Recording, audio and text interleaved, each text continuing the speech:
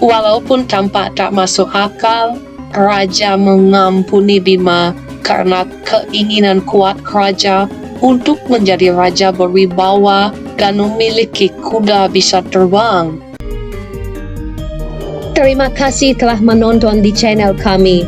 Jangan lupa like, komen, subscribe, dan share. Di sini banyak cerita-cerita menarik.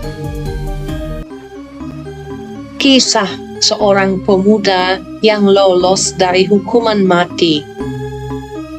Bima adalah seorang pemuda desa yang sehari-hari pekerjaannya sebagai petani.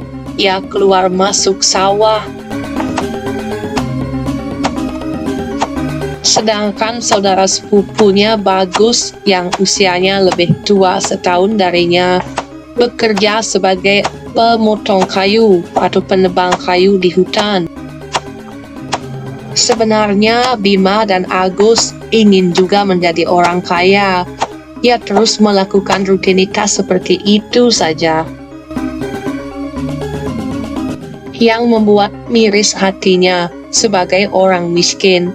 Jangankan mendekat, dilirik pun ia tak pernah oleh cewek-cewek, apalagi cewek cantik. Memang di desanya kebanyakan para pemuda menjadi penebang kayu dan bekerja di sawah karena desanya jauh dari perkotaan. Di suatu hari jam istirahat, Bima mempunyai ide yang dikemukakan kepada Bagus. Gus, sampai kapan kita akan menjadi orang miskin seperti ini, Gus? Sebenarnya kita kan mau meningkatkan taraf hidup. Raja memiliki banyak emas, Gus. Dia hidup berpoya-poya. Ada penjagaan. Hartanya banyak, Gus. Marilah kita ubah nasib ini. Rubah nasib ini, Gus. Kalau tidak kita yang merubah, siapa lagi, Gus? Kita curi saja harta raja.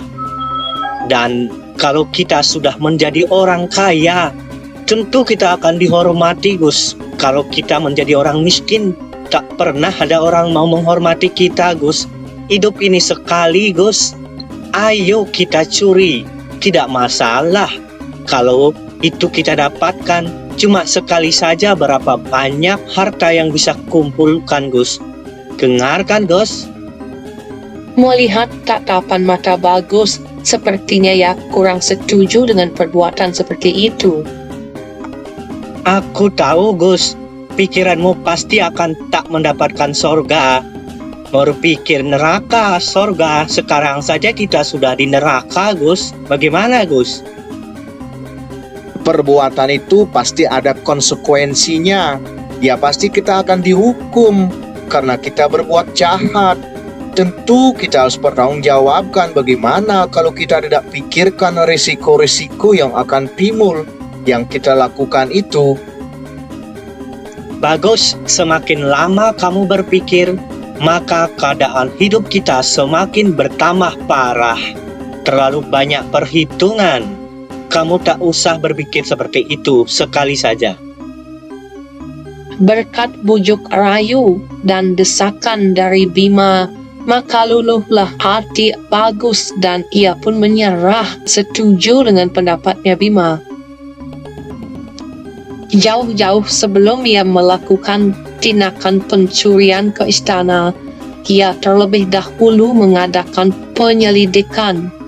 Ia mengintai di mana raja sering berada, di mana kira-kira bisa masuk dan di mana ada penjagaan yang ketat.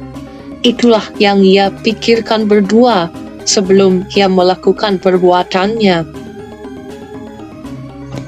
Sekarang saatnya ia sudah memasuki istana untuk mendapatkan emas. Ketika memasuki lorong dari balik tembok, ia mendengar raja sepertinya berbicara dengan Mahapatih. Itu sangat penting. Ternyata isi pembicaraan raja itu adalah, Hahaha, Paman Patih, kau perlu tahu, aku sangat sayang sekali dengan kuda putih ini, Paman Patih. Apapun akan kulakukan, karena ialah menambah wibawaku. Raja-raja lain di sini tak pernah memiliki kuda seperti kudaku ini, Paman Patih. Walaupun dengan perasaan deg-degan dan takut, Bima dan Bagus akhirnya bisa tembus ke ruangan penyimpanan emas raja. Tak satu pun ada orang yang melihatnya. Ia pun membungkus satu persatu emas yang terpajang di dalam kamar itu. Sedangkan raja asik berbincang dengan Mahapatih tentang keunggulan kudanya.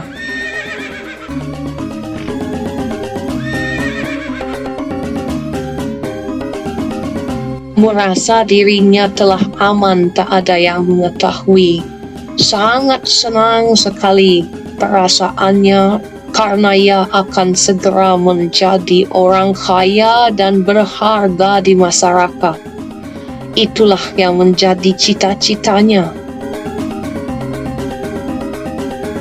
Ternyata benar apa yang dikatakan Bima. Saudaraku itu memang pintar. Kemana kita bawa sekarang emas ini? Inilah yang menjadi pikiranku. Aku tidak menemukan jalan keluar rupanya. Wah, jangan-jangan aku dijebak ini. Kemana jalan keluarnya? Setelah emas-emas ini kita kumpulkan. Waduh.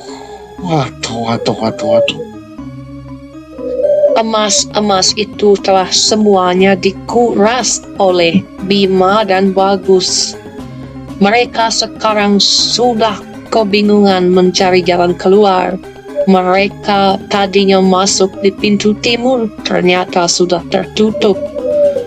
Bima mencari celah belakang, sedangkan Bagus ke samping kiri. Semua pintu telah tertutup. Semakin paniklah dia. Apa yang harus ia lakukan? Waduh, gilirannya akan mati. Semua prajurit istana dalam keadaan siaga, bersiap-siap akan menangkap dan menghukum Bima dan Bagus. Akhirnya ia pun tertangkap. Kedua pemuda itu pun tak berdaya, ditangkap oleh prajurit kerajaan dan dijebloskan di tahanan. Kini nyawaku tinggal menunggu waktu. Sebentar lagi kita pasti akan dibunuh oleh raja. Berbeda dengan Bagus yang senang menyerah, Bima berbeda. Ia nampaknya mencari akal. Ampunilah hamba tuanku raja. Nanti kalau hamba diampuni, Ama akan mengajarkan kuda raja itu bisa terbang tuanku. Bima melakukan itu karena Bima pernah mendengar raja sangat menyayangi kudanya. Walaupun tampak tak masuk akal, raja mengampuni Bima karena keinginan kuat raja untuk menjadi raja berwibawa dan memiliki kuda bisa terbang. Dengan kecerdikannya untuk sementara Bima bisa lolos, sedangkan saudaranya Bagus langsung dieksekusi mati karena tak memiliki alasan. Bima diberikan tenggat waktu setahun. Bila tidak mampu membuat kuda itu bisa terbang, maka ia akan dieksekusi mati juga. Tetapi Bima memiliki analisa, setahun lagi mungkin raja bisa saja mati. Atau sebelum setahun lagi kuda bisa mati. Atau yang ketiga, kuda itu memang bisa ya ajarkan untuk terbang. Yang keempat, kalau tidak bisa ya pasti ada kesempatan lagi pelan-pelan untuk melarikan diri. Sebagai kesimpulan, untuk tidak mati konyol dan terbebas dari hukuman mati, maka Bima adalah orang yang cerdas yang tidak menyerah begitu saja. Perlu diingat, mencuri bukan perbuatan baik.